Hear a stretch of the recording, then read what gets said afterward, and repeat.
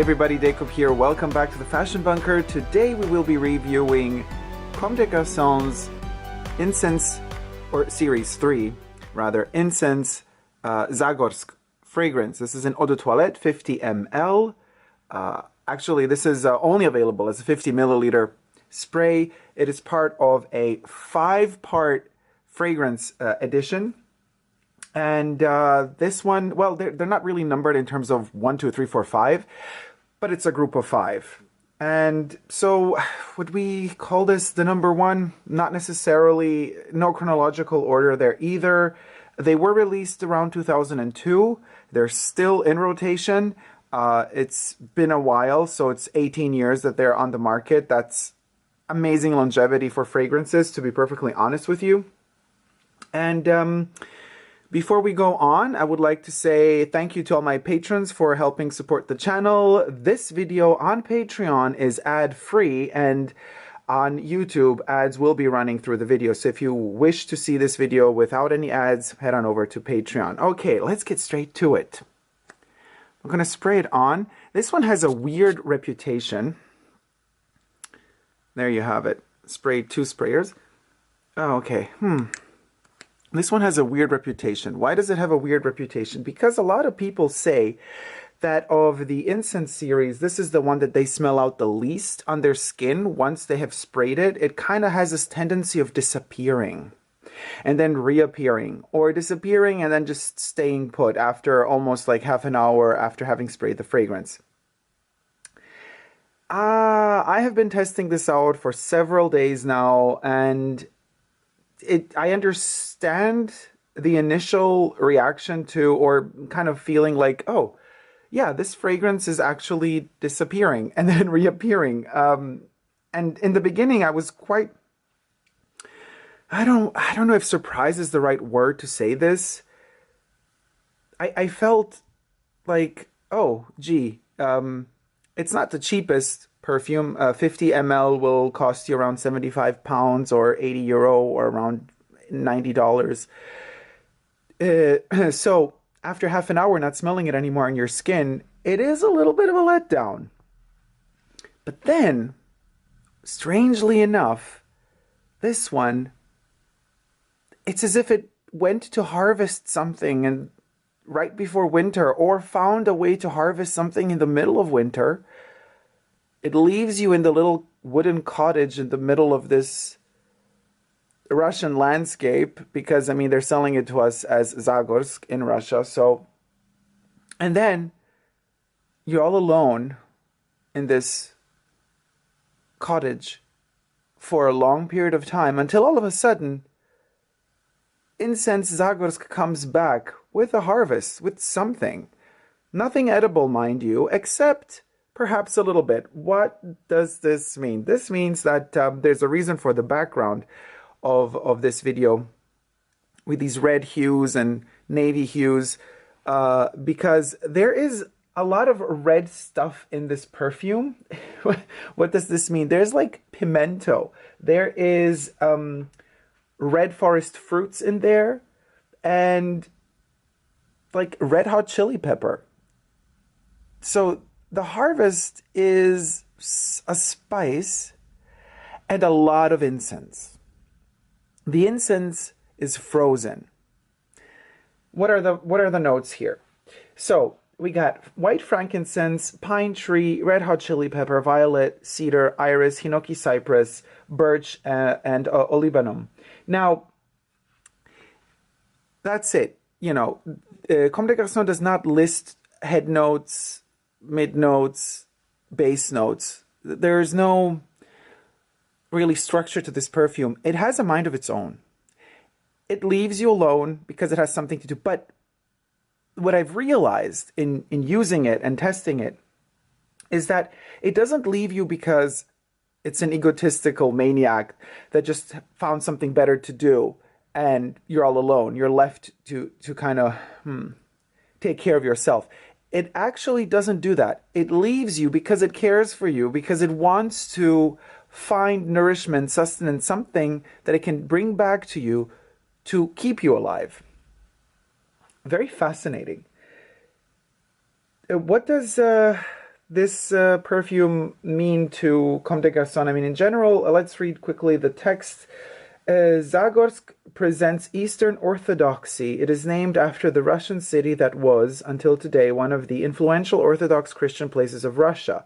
Now, the entire incense series, and I have here other two, Jaisalmer, you could check out the review of this one. I've already reviewed this one on my channel years ago. And Avignon, I've also reviewed Avignon years ago. Two are missing, right? Really difficult to pronounce. The Orzazate, I hope that's kind of the Islam representation of incense. And I'm also missing Kyoto, which is the Buddhist Shintoistic representation of incense. But I do have Avignon, which is the Christian version, and then we have Jaisalmer, which represents Hinduism. The difference between them is basically the cool vibe of this one is definitely not here. This is very warm. I mean, it's a cool incense in itself, but it's a very warm fragrance per se. And Avignon is more intense.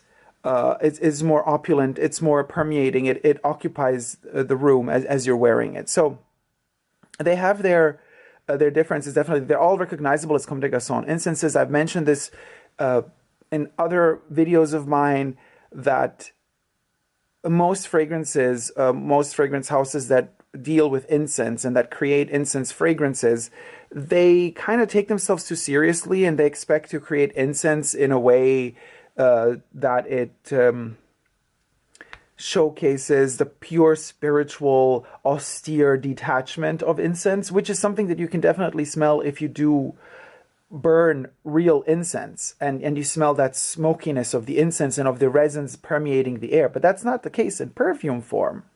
And when a fragrance house pushes that too serious aspect of incense, it really backfires. That's not the case in the Comme des Garçons series, and that's why I love it so much, because they don't take themselves seriously. They are beautiful and incensey and respectful to incense, but they're playful. They have a sense of humor. They're bubbly. They have an artificiality about them that allows you to access them from perhaps a little bit of a pop culture direction. Now, after having said that, let's go back to incense, Zagorsk. The nose behind it is Evelyn Boulanger. I hope I pronounced your name properly, Evelyn. The description says Zagorsk is light, a bit melancholic, the smell of Russian monasteries placed in endless snowy Russian plains, the odor of light birch and dark pine tree woods, the northern red forest fruits. The snowy landscape is not really what I envision here. I have other visions when I wear it, and I do have visions. Let me smell it again. Okay, right now it left the building. Zagorsk abandoned me, but we'll be back. Like, I feel its trace. I find that so poetic. I don't know how many perfumes out there manage to do this. As I said, it's less detectable on my skin already now, but it will return. Trust you me, it will return. And all of a sudden, when you least expect it, you get wafts of it. Caressing you and telling you, hey, I'm back and I'm going to be gone again because I have a lot to do. There's a lot of work to be done because we got to survive in this winter. There's still no snow.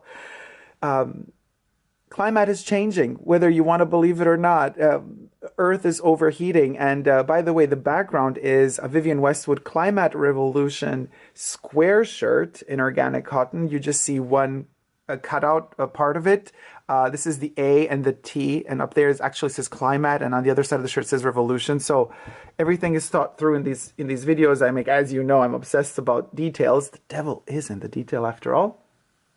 And so there is no snow in this landscape anymore. Climate is changing, but nevertheless, it's really hard to find food. And this is all about feeding the soul, of course, not feeding actually the body. And this one really does feed it, because it makes you so happy when it does return, when it does make a reappearance. It doesn't talk much. It's a character that will show you affection through gestures, of, you know, delivering the food for the soul, but it's not going to talk to you much. It's not going to comfort you through words. It's not going to be very physical with you, but it will keep on coming back to nourish you. And it's a subtle nourishment, so you will need to understand that type of love. I understand that type of love because my father was like that. He was not very talkative. I mean, he would have the best sense of humor. His jokes were really cool. But like when it comes to affection, he was not very good at showing it through words. He would show it through little gestures. Like every morning I would wake up, there would be a fresh pressed orange juice next to my bed because he would make it. And he would always time it right. He would always know somehow when I was waking up, when I would be waking up, and that orange juice would be waiting next to my bed every morning. And if there were no oranges, there could be mandarins or something. But that was his way of saying I love you. And I feel that here. It's a presence without being dominant. Some fragrances nourish us because they are all over us. They surround us like cocoons. They make us feel so warm and fuzzy, like we don't have to do anything, really. We don't have to think. It just comforts us completely. This is something that, for example, Coromandel does. With its patchouli and white chocolate and warmth. It just permeates the air. It surrounds you. You're just in the safe space that Coromandel creates for you. This one doesn't create a safe space. By the way, you could check out the Coromandel review also through the card section up here. Also, the link is in the description box down below. ZAGORSK does not create that space. ZAGORSK allows you to have your own space. You're in this huge plane, this endless plane where everything is possible and you are given a chance to construct something on your own. And I find that extremely beautiful and poetic. There's one vision that really, because I was thinking about it, you know, I don't often connect, God, these are fingerprint magnets, these bottles. I don't often connect fragrances to music, like really directly specific songs, tracks, or albums. But this one made me think a lot about one of my favorite albums from the 90s, and it is still to date. I don't listen to it often nowadays because it makes me so melancholic that sometimes I can't handle that type of nostalgia.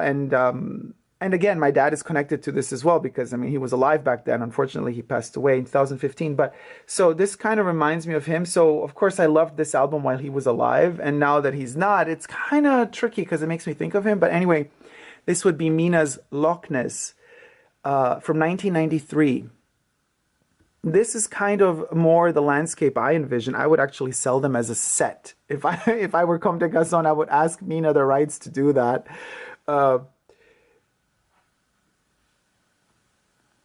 mean, this is very 90s. This is a style that we see in Jean-Paul Gaultier perfumes. This kind of futuristic, future meets past metropolis from, you know, the 10s and 20s. Industrial aesthetic combined with organic human body. That's something that Gaultier really brought back majorly in the 90s, and then Madonna used that aesthetic as well for her Blonde Ambition tour. Interesting that this series was released in 2002, so it's right after the 90s were over, and there are still a lot of traces of the style and aesthetic of the 90s in the Incense series, so it kind of is connected. But more than that, it's this kind of over-dimensional growth of your own self-reflection. Mina is like oversized in this lake of Loch Ness, and she is reflecting something. Something is going on. We don't really know. She's transforming. She's not fully human anymore, but part of her still is. And there's this endless landscape. And then the album is quite simple. There's one more image, and you can see it in the back. It's basically nightfall on this lake, and it is I think we can see it better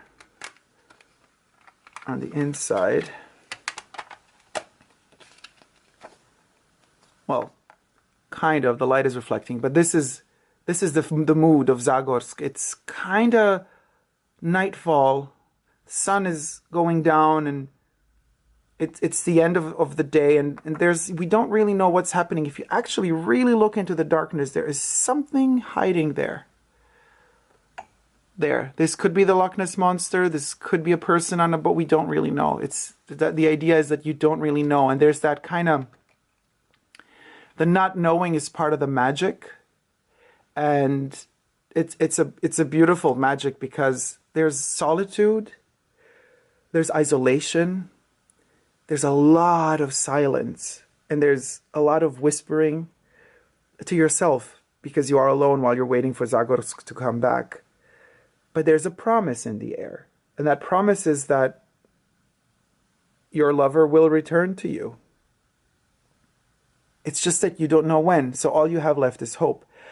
But your hope, and this is where religion comes into play, because these incense perfumes are connected to all these religious cities and these different forms of religion, right? The religion that transcends particular beliefs in specific gods and stories, you know, this one transcends the churches and all of that. This one goes beyond. It's a religion of human hope and determination and knowing inside of you that your lover will be back, even though you are not given a time, you are not given a precise date. You do not know when that will happen, but you know it will. And no matter what anyone else tells you, that it won't happen, that this person will not return, you know that they will, because only you know the relationship between you and them. Nobody else does, and nobody else can know it. That's the magic of Zagorsk, and it disappears and then it reappears.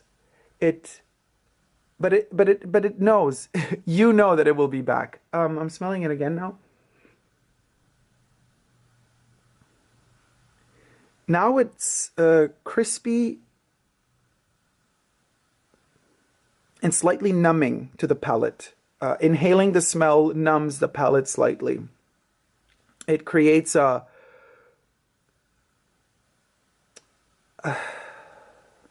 space.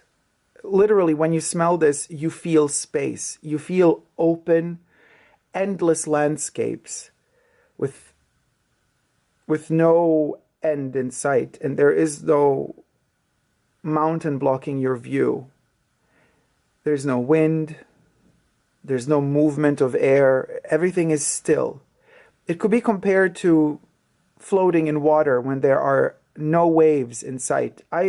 Sometimes, I've said this in other videos of mine, at the moment I'm not having these dreams, but there are periods, like from time to time I go through periods when I have these dreams a lot, and that's me being in water, in an ocean, I guess. I don't know. It's like I'm floating in water, and the water is so still in this dream. There's no noise, there's no sound, there's no wind, there are no waves. The water is like, my head is poking out of the water, the rest of the body is immersed in the water. Wherever I turn, there is no shore in sight. It's just endless water, and it's so still that it reflects the sky.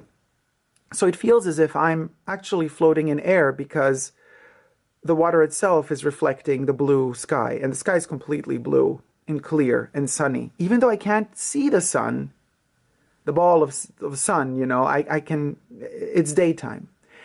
And then all of a sudden, I really look down beneath me, and that ocean turns to this black, endless black void. And it's so scary, because as you look up, you have the reflection of the sky and the sun, well, not the sun itself, but you have the reflection of daylight on the water. But when you look down, it's the opposite of light. It's the opposite of day. It's endless night and darkness, and a void that is so scary because you're swimming in it. And then that fear comes that something out of that darkness can just swim up and and get you and tear you apart and just eat you and devour you, and you're gone forever. And that realization that you could disappear in a nanosecond, in a fragment of a second, you could be gone. And yet you're still there. That realization, that owning that fear, still floating in that water, which is so terrifying, and the fear that you might not be in the next second, but that you still are in the moment when it's happening, that is kind of what hope is made of, because that fear is so strong, and yet you're stronger than that fear because you keep floating. You're still alive. And you're going to keep floating as long as you're dreaming about it. So what do we do?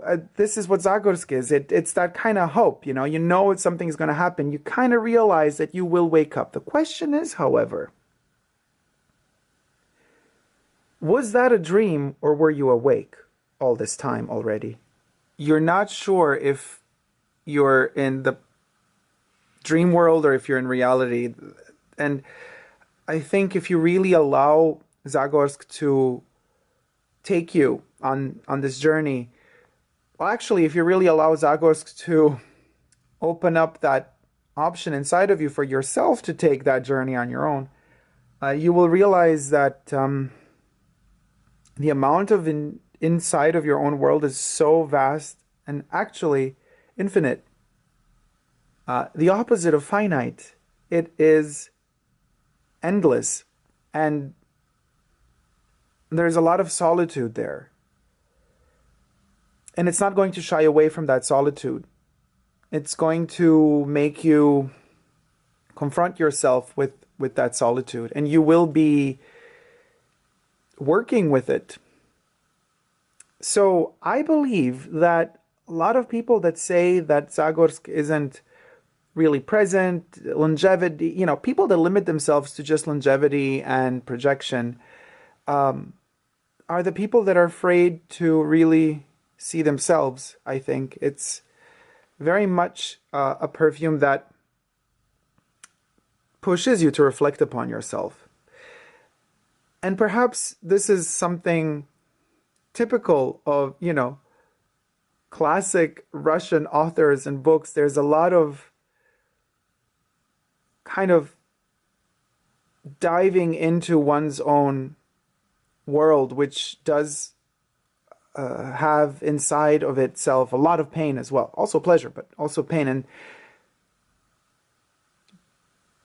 But if there's something I've learned a lot from Russian authors, but in general from the mentality, is that even though there is that pain and there's that self-reflection that can be very borderline depressive or depressing, they are strong.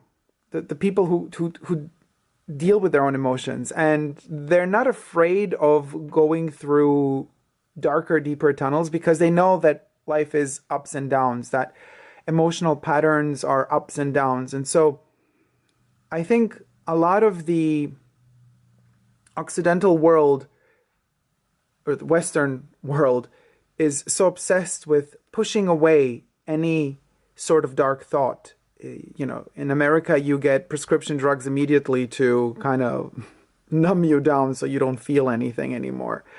I think that's the wrong approach. You should feel. You should not be afraid to feel. You should not be afraid to go deeper inside of your emotions, as long as you have that hope that you will be back again from your journey. Because once you return from that journey, from the depths of your own soul, you will bring up to the surface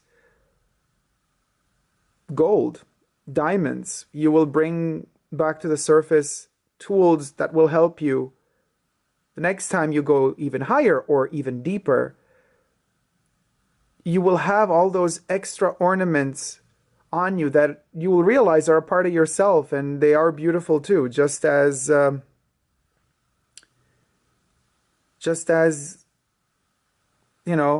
beautiful sunset with the sun setting and shedding all of its gold, glitter, and speckles on that endless water that you're looking at, that you think you might be drowning in, but you don't. You always stay afloat. So that's Zagorsk, you guys. For me, it is that beautiful and that delicate and that aggressive too. It can be, because it does make you feel a lot. I hope you like this review. If you have, please do thumb up this video and let me know what your thoughts are in the comment section down below. Also, you can follow me on Instagram, Facebook, Twitter, and on Patreon, superdacob, all spelled together. And check out the Mina Loch Ness Volume 1 and 2, in particular, Volume 2. Thank you guys so much for watching. Until next time, never forget to never give up on love. Love you all. See you soon. Take care. Bye.